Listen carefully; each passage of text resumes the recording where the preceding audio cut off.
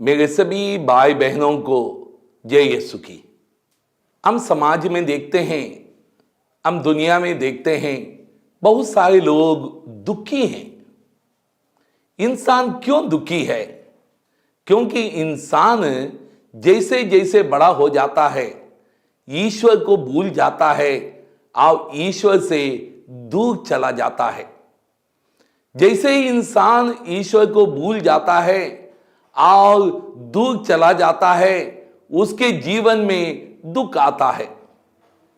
उदाहरण के लिए हम लोग देखते हैं कि ठंड के दिन में हमें ठंड लगता है, जैसे हम आग के नजदीक आते हैं हमें गर्मी लगती है और ठंड दूर होता है। पर जैसे ही हम लोग आग से दूर चले जाते हैं तो गर्मी कम हो जाती है और हमें ठंड लगने लगती है। उसी तरह से आनंद और खुशियां प्रभु में हैं। जो प्रभु के साथ जुड़ा रहता है उसके जीवन में आनंद और खुशियां आती हैं। जो व्यक्ति प्रभु से दूर चला जाता है उसके जीवन में दुख, संकट, परेशानी, बीमारियां आती हैं। तो इसलिए प्रभु हमें उसके पास बुलाता है। प्रभु कहता है, ताकि मानदे बोझ से दबे हुए लोगों, तो सबके सब मेरे पास आओ और मैं तुम्हें विश्राम दूंगा। और प्रभु हर एक व्यक्ति को विश्राम देता है। प्रभु कहता है, जो मेरे पास आता है उनमें से एक को भी मैं नहीं टुकराऊंगा। चाहे वो कितना बड़ा पापी क्यों ना हो, प्रभु उसको गले लगाता है और अपनाता है। और हम सबों को प्रभु के पास जाने की जरूरत है और प्रभु के साथ रहने की जरूरत है। प्रभु सबको आशीष देता है।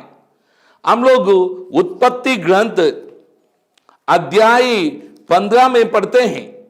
हम लोग पढ़ते हैं कि ईश्वर इब्राहिम को एक दिव्य दृश्य में दिखाई देता है और कहता है, अब्राहम मत डरो, मैं तुम्हारी ढाल हूं, तुम्हारा पुरस्कार महान होगा। और अब्राहम ईश्वर से कहता है, प्रभु ईश्वर, तूने मुझे क्या दे सकता है? मैं तो निसंतान हूं और मेरे घर का उत्तराधिकारी दमिश्क का एलीआजर है। और प्रभु ईश्वर जो है इब्राहिम से वादा करता है। वो कहता है, आकाश की वो देखो और उन तारों को गिनो। कि इब्राहिम कहता है, ये प्रभु आकाश के तारों को कैसे गिन सकते हैं? कि प्रभु कहता है, तुम्हारी संतान ऐसी ही होगी, कोई भी गिन नहीं पाएगा, इतनी संतान होगी। ये इब्राहिम के साथ वादा करता है। इब्राहिम के साथ वादा करता है, पर उसका अपना कोई बेटा नहीं था। वो इंतजार करता है 1 साल, 2 साल, 20 साल। और 20 साल के बाद हम लोग पढ़ते हैं कि इब्राहिम को एक बेटा हो जाता है। हम लोग उत्पत्ति ग्रंथ के अध्याय 22 में पढ़ते हैं कि जब इब्राहिम को बेटा हो गया तो बड़ा हो गया, दौड़ने लगा, काम करने लगा। और इब्राहिम जो है उसके साथ रहता था। एक दिन जो है प्रभु ईश्वर इब्राहिम से कहता है, ए इब्राहिम, अपने बेटे को लेकर तुम बलि चढ़ाओ। देखो, हम देखते हैं कि ईश्वर इब्राहिम की परीक्षा लेता है। क्या सच में क्या इब्राहिम मुझ में विश्वास करता है, मुझसे प्यार करता है? कि ईश्वर जो है इब्राहिम की परीक्षा लेता है। ईश्वर इब्राहिम की परीक्षा क्यों लेता है? क्योंकि आप जानते हैं कि किसी व्यक्ति को बुढ़ापे में एक संतान हो जाए और वो संतान से कितना प्यार करता है। मैं एक भाई को जानता हूं, एक सरदार भाई। एक जगह पर हम सत्संग चलाने गए थे और उस जगह पर जो है कि एक छोटे बालक को लेके आया और मुझसे कहने लगा, फादर जी, हमको एक बालक मिला है। भाई देखने के लिए बड़ा बुजुर्ग था, सारे बाल पके हुए थे। और जब मैंने बालक को देखा, बालक मिला है, मैंने कहा रहने दो। और तब वो मुझसे कहने लगा कि फादर जी, आपको याद है 1 साल के पहले आप यहाँ पर सत्संग में आए थे और आपने हमारे लिए प्रार्थना की थी। हम लोगों के लिए कोई संतान नहीं है, हमारी शादी होके 22 साल हो गए और 22 साल के बाद हमें ये संतान मिली है। और मैं देख रहा था कि वो भाई उस संतान से इतना प्यार कर रहा था, हमेशा अपने गोद में लेकर चल रहा था।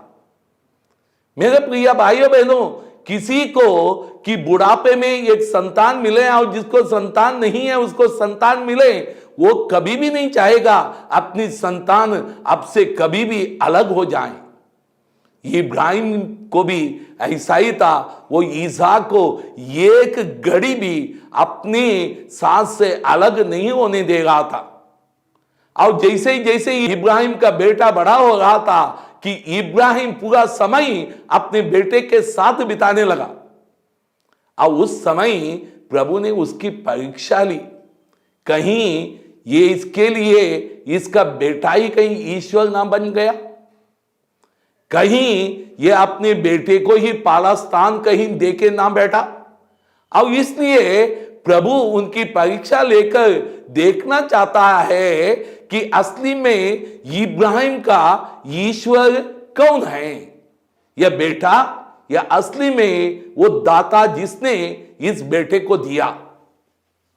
हम लोग हमारी जिंदगी में बहुत बार देखते हैं कि किसी इंसान को कुछ मिल जाता है और उसके बाद वो धीरे धीरे ईश्वर को भूल जाता है और वही चीज उसके लिए जो ईश्वर बन जाता है। इसलिए आज थोड़ी देर हमें मनन चिंतन करने की जरूरत है कि मेरा ईश्वर कौन है। मेरे प्रिय भाई बहनों, अलग अलग लोगों के लिए अलग अलग ईश्वर बन जाते हैं। किसी के लिए नौकरी ईश्वर बन जाता है, नौकरी मिलने के बाद उसको ईश्वर को समझ नहीं आता है। आज हर एक के हाथ में एक मोबाइल होता है, पूरे समय मोबाइल देखते रहते हैं, चर्च में बैठकर भी मोबाइल देखने रहते हैं, उनके लिए मोबाइल ईश्वर बन जाता है। अधिक समय जो है कि मोबाइल को देने लगते हैं। इस तरह की चीजें सबके जिंदगी में होता है। कोई पैसों को पहला स्थान देता है, कोई अन्य चीजों को पहला स्थान देता है, कोई व्यक्तियों को पहला स्थान देता है और जो है कोई अन्य लोगों के लिए पहला स्थान देता है। एक दिन मुझे एक जवान भाई मिला और बड़ा दुखी था।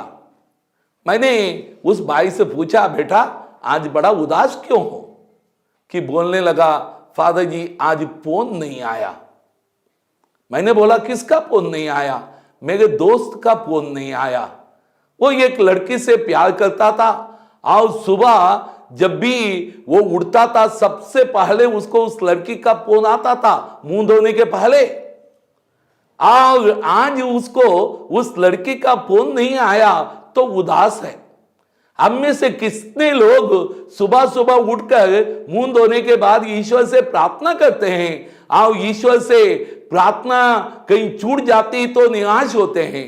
ऐसा कुछ नहीं होता है। हम ईश्वर को पहला स्थान हमारी जिंदगी में नहीं देते हैं। उसी तरह से शायद इब्राहिम के जिंदगी में भी धीरे धीरे इब्राहिम जो है इसहाक को जो पहला स्थान देते जा रहा था, इसलिए ईश्वर इब्राहिम की परीक्षा लेता है। मैं एक बहन को जानता हूं, यहां पर आश्रम में आया करती थी, वो लगातार आया करती थी, बहुत बीमार थी, बहुत दवाई खाने के बाद भी वो ठीक नहीं हो पा रही थी। और यहाँ आने के बाद जो है यहाँ आके रहती थी, हर इतवार को आती थी, जब भी समय मिलता था आती थी और अधिकतर समय जो है प्रार्थना में बिताती थी। उसके गांव में बहुत विरोध हो गया, फिर भी उसने जो है प्रभु यीशु को नहीं छोड़ा और धीरे धीरे प्रभु ने उस बहन को चंगा किया, ना कल चंगा किया, बहुत सारी आशीष थी। वो एक झोपड़ी में रहती थी, धीरे धीरे प्रभु ने प्रबंध किया तो उसका घर बन गया।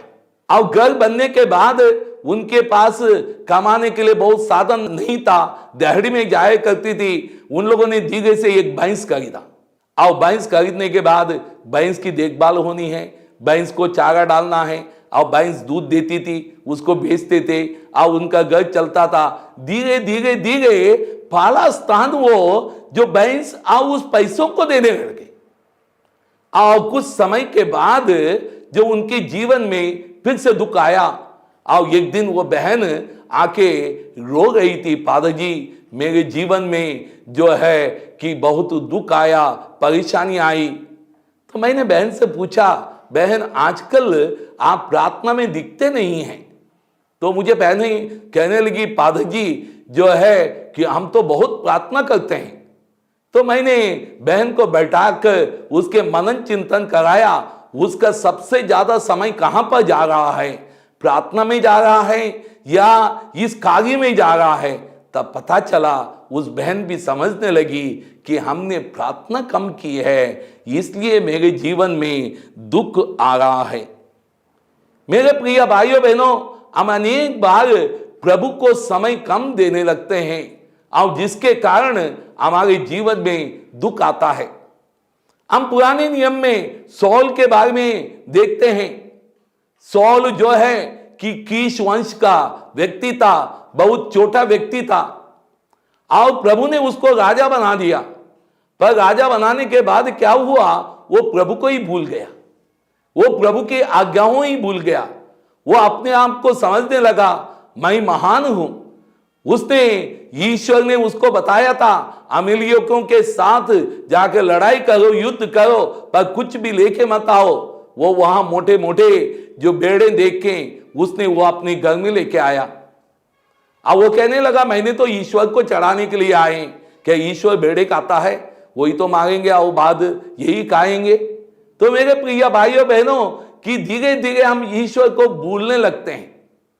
आओ जब सामुएल जो है बलि चढ़ाने के लिए नहीं आया, उसने सोचा मैं तो राजा हूं, क्या मैं सामुएल से कम हूं, उसने खुद बलि चढ़ाई और जिसके कारण क्या हुआ, वो युद्ध में तो गए और युद्ध में उसका बेटा मारा गया, उसके सैनिक मारे गए, उसके पूरे परिवार के लोग नष्ट हो गए और खुद जो है सौल तलवार के ऊपर गिरकर मरकर नाश हो गया, क्योंकि वो प्रभु से दूर जाता रहा। जो इंसान प्रभु से दूर जाता है वो नष्ट हो जाता है, जो व्यक्ति प्रभु के पास आता है वो बच जाता है। ये बात हमें प्रभु सिखाता है। मैं एक बेटी को जानता हूं, एक बेटी नर्सिंग करना चाहती थी और मैंने उसको नर्सिंग करने के लिए थोड़ी मदद की और उसने अपने नर्सिंग पूरा किया और नर्सिंग पूरा करने के बाद वो चाहती थी उसको एक सरकारी नौकरी मिले और प्रभु ने ये भी प्रबंध किया, उसको एक सरकारी नौकरी मिली क्योंकि ये बहुत गरीब परिवार से थे। और जब उनको सरकारी नौकरी मिली ये बड़े खुश हो गए, परिवार के लोग भी बड़े खुश हो गए। ये काफी सालों की पहले की बात है कि उस समय कि उनको ये काम करना था, हर महीने में ये केस देना था। केस यानी नस्मदी या एबॉर्शन की केस देनी थी, तब भी जो 1 साल के बाद उनकी नौकरी पक्की होती। एक दिन ये बेटी मुझसे आके कहने लगी, फादर जी क्या करें, वहां तो हर महीने में 1 केस देना है, साल में 12 केस देना है, तब भी मेरी नौकरी पक्की होगी, नहीं तो मुझे नौकरी से हटा दिया जाएगा। मैंने बेटी से कहा, बेटी ये तो गलत है कि हम लोग प्रभु के नियम के विरुद्ध नहीं जा सकते हैं, हम किसी को अबॉर्शन करने के लिए सलाह नहीं दे सकते हैं, हम किसी को नसबंदी करने के लिए सलाह नहीं दे सकते हैं, ये गलत है। आप उनको लिख के दे दो, ये काम मुझसे नहीं होगा। उस बेटी ने उनको लिख के दिया तो उन लोगों ने कहा कि आप इस नौकरी में नहीं रह सकते हैं। और बेटी बड़ी दुखी हो गई, सरकारी नौकरी जा रही है, वो मेरे पास आई और ये खबर उनके माता पिता को मिला। माता पिता भी बड़े दुखी हो गए और मुझ पर भी नाराज हो गए। बेटी को सरकारी नौकरी मिली थी और फादर ने जो है इस सरकारी नौकरी से वंचित करने के बारे में इनको कहा। और मैंने कहा बेटी को, बेटी तुम धीरज रखो, प्रभु महान है। और पर बेटी नौकरी छोड़ के वापस आई और वापस आने के कुछ समय के बाद बेटी मुझसे कहने लगी, फादर जी मेरे साथी बच्चे सभी जो है विदेश जाने के लिए एक परीक्षा देना पड़ती है, वो परीक्षा दे रहे हैं, क्या मैं भी दे दूं? और मैंने कहा कि बेटा दे दो। आओ वो परीक्षा दी, पास हो गई और परीक्षा होने के बाद ये सिलेक्ट हो गई और इसको इंग्लैंड जाने का मौका मिल गया और इंग्लैंड में जो है उसको तनख्वाह करीब 80,000 रुपया हो गया, जबकि इधर उनको केवल 15-20 हजार रुपया मिल रहा था। मेरे प्रिय भाइयों बहनों, जब हम प्रभु की आज्ञा का पालन करते हैं तो प्रभु हमें महान बनाता है। इस बात को हमें समझने की जरूरत है। जब इब्राहिम अपने परीक्षा में पास हो गया तो वो महान बन गया। आज भी हम लोग इब्राहिम को विश्वास का पिता कहकर पुकारते हैं, क्योंकि इब्राहिम परीक्षा में कारा हो गया। मेरे प्रिय भाई बहनों, हमारी जिंदगी एक परीक्षा है। और पर हम लोग रोज ये पिता प्रार्थना में एक प्रार्थना करते हैं, प्रभु हमें परीक्षा में न डाल, बुराई से बचा, क्योंकि परीक्षा बहुत ही कठिन है। परीक्षा में पास होना, आगे बढ़ना बहुत ही कठिन है। ये बात हम देखते हैं, हम अय्यूब की जिंदगी में देखते हैं। अय्यूब की भी परीक्षा ली गई, जब कि प्रभु ने शैतान से कहा, ऐसा वक्त कोई नहीं है जैसा अय्यूब है। तो शैतान ने कहा कि आपने उसको सब कुछ दे दिया, इसलिए वो आपका भक्त है, उन चीजों को निकालो, वो देखो वो जो है कि आपका भक्त नहीं रहेगा। और प्रभु ने शैतान से कहा, परीक्षा लो। और शैतान ने अय्यूब की परीक्षा ली, उसकी सारी चीजें खत्म हो गई, उसके सारे बच्चे भी मर गए, फिर भी अय्यूब जो है कि प्रभु के प्रति वफादार रहा। तो शैतान ने कहा, अभी तक आपने उसका शरीर बचाया है कि शरीर में कुछ होने दो तब वो आपको छोड़ेगा। अब प्रभु ने कहा, देख लो। और शैतान ने जो उसके परीक्षा में जो है उसके शरीर में फोड़े डाले और बहुत ही दुख उसको सहना पड़ा, उसके शरीर में कीड़े पड़े। फिर भी अय्यूब जो है, जब वो कीड़े नीचे गिरते थे, उठाकर अपने गांव में रखता था और कहता था, तो ईश्वर ने तुमको आदेश दिया है, मेरा मांस खा लो। फिर भी जो है वो ईश्वर के प्रति वफादार रहा। उनके दोस्त ने कहा, उनकी बीबी ने कहा, पर अय्यूब ने नहीं छोड़ा। मेरे प्रिय भाई बहनों, ईश्वर की परीक्षा बहुत ही कठिन होती है। इस कठिन परीक्षा में हमें उत्तीर्ण होना है। क्या आप खुद प्रभु यीशु को देते हैं?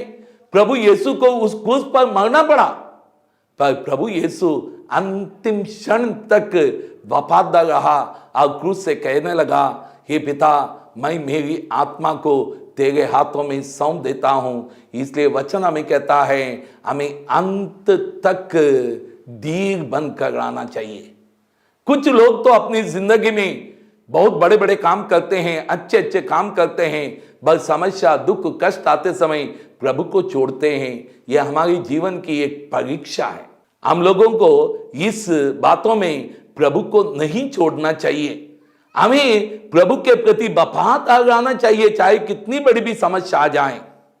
हम नूह के बारे में पढ़ते हैं, प्रभु ईश्वर ने नूह को एक जहाज बनाने के लिए कहा, पर नूह ने इब्राहिम से कोई सवाल नहीं किया, क्योंकि नूह ने अपनी जिंदगी में कभी भी बारिश नहीं देखा था। ये बाइबल कहती है उसके पहले इस धरती पर बारिश नहीं आया था, क्योंकि नीचे के पानी से ही सिंचाई होती थी और फसल उगाते थे। कि नूह ने जो है कि कभी भी बारिश नहीं देखी, पर उसने ये नहीं कहा कि ये जहाज काय के लिए है। जब प्रभु ने उसको कहा, उसने जहाज बनाने की तैयारी की और वो जहाज बनाने लगा। बात ये थी, इतना बड़ा जहाज बना दे और जहाज बना के वो समुद्र में कैसे ले जाएं? जहां नूह रहता था वहां से समुद्र कहीं 150 किलोमीटर दूर था, और इतना बड़ा जहाज उठा के कैसे जाएं? ये भी सवाल जो है नूह ने जो है कि प्रभु से नहीं किया। और एक बहुत बड़ी समस्या थी कि प्रभु ने उससे कहा था कि हर एक जानवर का जोड़ा जोड़ा जोड़ा उसके अंदर ले जाओ, सारे जानवर का जोड़ा कैसे ढूंढ के जाएं और कैसे उस जहाज के उस पोत के अंदर ले जाएं, ये बहुत बड़ी समस्या थी। फिर भी जो है नूह ने जो है प्रभु से सवाल नहीं किया, उसने उसकी आज्ञा का पालन किया और जिसके कारण जो वहां पर 40 दिन और 40 रात जो है बारिश आई और वहां पर सब कुछ डूब गया, पर नूह और उसका परिवार 6 व्यक्ति बच गए। इसलिए मेरे प्रिय भाइयों बहनों कि हम लोगों को प्रभु के प्रति वफादार रहने की आवश्यकता है। अनेक बार हम लोग देखते हैं कि इंसान दुनिया की चीजों को छोड़ने के लिए तैयार नहीं है, ईश्वर को छोड़ने के लिए तैयार है। हम लोग जो है कि धनी युवक के बारे में सोचते हैं, धनी युवक बहुत ही अच्छा व्यक्ति था, बहुत सारा पैसा था और पर उसने पहला स्थान पैसों को दिया था। और जब धनी युवक ने प्रभु से कहा, प्रभु मुझे स्वर्ग में जाने के लिए क्या करना है, प्रभु ने कहा आज्ञा का पालन करो। उन्हें कहा आज्ञा का पालन तो मैं बचपन से करते आया हूं। और उसने कहा मुझे और क्या करना है, उसने कहा आपने पहला स्थान तो पैसों को दिया है और आपका ईश्वर पैसा है, इसलिए ये पैसे गरीबों को दे दो और मेरे पास आओ और मेरे साथ चलो। पर धनी युवक इसके लिए तैयार नहीं हुआ, पैसा छोड़ने के लिए तैयार नहीं हुआ। हम लोग भी अनेक बार दुनिया की बातों को छोड़ने के लिए तैयार नहीं होते हैं, हम दुनिया के बातों में ही पड़े रहते हैं। इसलिए प्रभु हमें समझाता है हमें दुनिया की बातों को छोड़ना है और प्रभु यीशु के साथ रहने की आवश्यकता है। ये बात प्रभु हमें समझाता है। मेरे प्रिय भाइयों बहनों, हम लोग जो है कि प्रभु के साथ रहेंगे तो प्रभु हमें बहुताई से आशीष देगा। और यदि हम लोग प्रभु से अलग हो जाएंगे तो हमारे जीवन में आशीष नहीं आ सकती है। हम विधि विवरण ग्रंथ अध्याय 28 में पढ़ेंगे तो प्रभु का वचन हमें बताता है। प्रभु कहता है यदि तुम प्रभु अपनी ईश्वर की वाणी पर ध्यान दोगे और उन सब आदेशों का पालन करोगे जिन्हें मैं आज तुमको दे रहा हूं, तो वह तुम्हें पृथ्वी भर के राष्ट्रों को महान बनाएगा। यदि तुम प्रभु अपने ईश्वर की वाणी पर ध्यान दोगे तो ये सब वरदान तुमको मिलेंगे और तुम्हारा साथ रहेंगे। प्रभु कहता है नगर में तुम्हारा कल्याण होगा, देहात में तुम्हारा कल्याण होगा, तुम्हारी संतान, तुम्हारी भूमि की उपज, तुम्हारे पशुधन, तुम्हारे गायों और भेड़ बकरियों के बच्चों को आशीर्वाद मिलेगा। तुम्हारी टोकरी, आटा गूंदने वाले पात्र को आशीर्वाद मिलेगा। घर में आने पर और घर से बाहर जाने पर दोनों समय तुम्हें आशीर्वाद मिलेगा। प्रभु तुम्हारा विरोध करने वाले शत्रुओं को पराजित करेगा। वे एक मार्ग से आएंगे और 7 मार्ग में भाग जाएंगे। देखिए प्रभु हमें कितनी आशीषें देने के लिए तैयार है। यदि हम प्रभु के साथ रहें तो कि हम कभी प्रभु को ना भूलें, हम कभी प्रभु से दूर ना जाएं, बल्कि हम हमेशा प्रभु के साथ बने रहें। इसलिए प्रभु हमें बुलाता है उसके पास आने के लिए। वो कहता है ताकि मानदे बोझ से दबे हुए लोगों तो सबके सब मेरे पास आओ। इसलिए मेरे प्रिय भाई बहनों, आज हम प्रभु के पास लौटने का संकल्प लें। हम सभी प्रभु के पास आएं और प्रभु के वचनों के पर चलें। प्रभु हमें बाहर जाने, अंदर आने में और हर बातों में प्रभु हमें आशीर्वाद देता है। प्रभु हमें उसके आशीषों से भर देता है। इसलिए हम लोग विशेष रीति से प्रभु को धन्यवाद दें और प्रभु की स्तुति करें। और आइए हम लोग विशेष रीति से इस वक्त प्रार्थना करें। हाथ जोड़ें, आंख बंद करें और हम प्रभु से प्रार्थना करें। ये प्रभु हम आपको धन्यवाद देते हैं, आपकी स्तुति करते हैं, आपकी महिमा करते हैं, क्योंकि प्रभु हम इस दुनिया में रहते समय दुनिया के माया मोह में पड़ जाते हैं। दुनिया के बातों में पड़ जाते हैं और अनेक बार आपको भूल कर आपसे दूर चले जाते हैं। प्रभु, आज हम आपके पास लौटना चाहते हैं, हम आपके साथ रहना चाहते हैं और आपके साथ बढ़ना चाहते हैं। प्रभु, मुझे अभी समझ में आया है कि आपसे दूर जाने से ही मेरे जीवन में दुख, संकट, परीक्षाएं आती रहती हैं। यदि हम आपके साथ बने रहेंगे हम कभी भी दुखी नहीं होंगे, क्योंकि आप में दुख नहीं है, आनंद ही आनंद है। ये प्रभु हम सबों को इस आनंद का सहभागी बना दे, यही प्रार्थना करते हैं अपने प्रभु यीशु के नाम में, आमीन।